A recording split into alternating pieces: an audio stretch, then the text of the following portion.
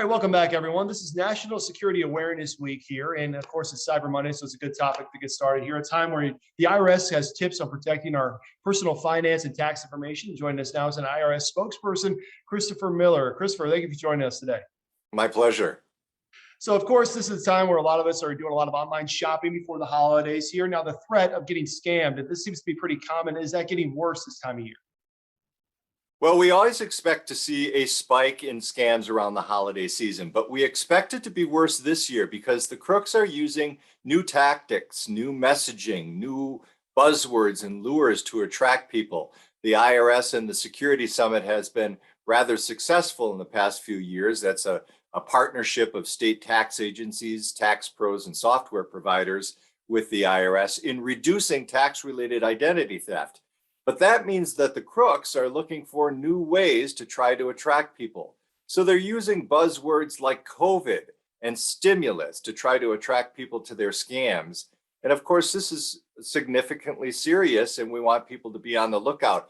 In Nebraska alone this year, according to the Federal Trade Commission, there were some 1,400 cases of fraud and ID theft related to those two terms alone, COVID and stimulus. And that resulted in about $1.9 million in losses to people in Nebraska. 231 of those cases were related to online shopping.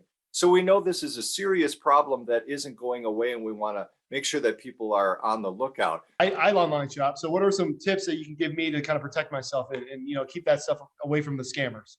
Make sure that you recognize the red flags, because when it comes to scams, knowledge is power. The more you know how to recognize these things, the more you can avoid them.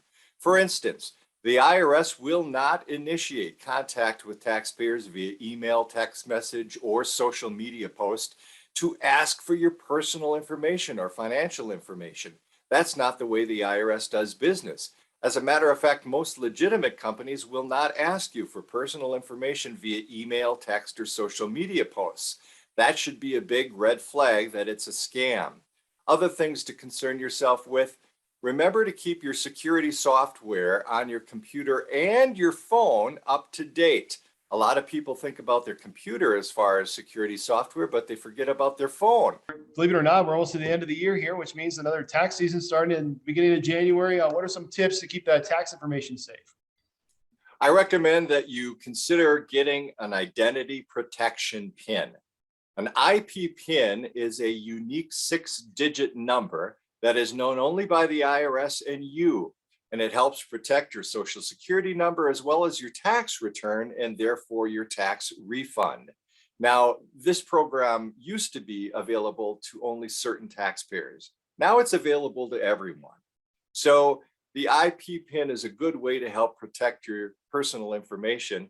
And so as long as you can verify your identity, which you can do at irs.gov, you'll be able to request an IP PIN, which should help protect your tax information with the upcoming filing season starting in January.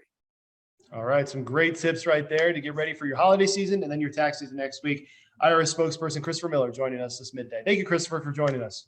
My pleasure.